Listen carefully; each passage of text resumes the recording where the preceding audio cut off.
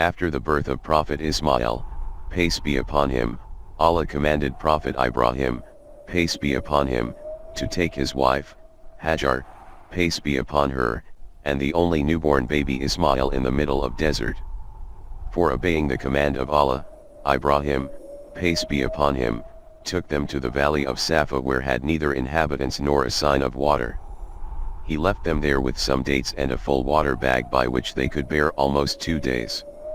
When he started to leave them, Hagar, peace be upon her, was running toward him and asking why he was leaving them in this desert. But he did not respond to her. She asked again and again and he remained silent. In his silences, she understood he was not acting in his own. That's why, for the last time, she asked, "Did Allah command you to do this?" Then Ibrahim, peace be upon him, replied, "Yes." She said, "Then certainly, he will not neglect us." After saying that, she stopped to follow him.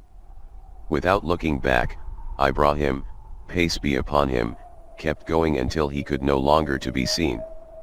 He then faced to the direction of Kaaba and pleaded to Allah, "Our Lord, verily I have settled a part of my offspring in a valley without cultivation near your sacred house, in order, our Lord, that they may establish prayer. Therefore, make the hearts of some people yearn towards them, and provide them with fruit so that they may be grateful." Surah Ibrahim, verse 37.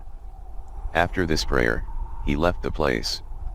In meantime, Hagar, peace be upon her, nursed Prophet Ismail, peace be upon him, and ate and drank the food and water which Ibrahim, peace be upon him, left for them. Afterwards, the food was run out and Ismail became thirsty. Out of thirst, he was crying and turning around the ground. Hagar, peace be upon her, could not see his situation, so she began the searching for water. She went down the valley of Safa looking for water. Then she went up on the valley Marwa for searching any person or any source of water, but she found nothing. Several times, she ran between those two valleys and there was nothing but desert. Later on, she noticed that the water was gushing from beneath the feet of the baby. From that water, she filled her water bag and was to say Zamzam.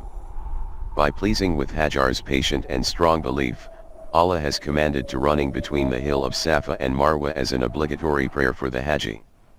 From this story, it is proven that Allah will not leave us in the thick of difficulty, though we have to prove our reliance of Allah by words and actions or effort, and by having patience, just like Hagar, peace be upon her, what she did in this story.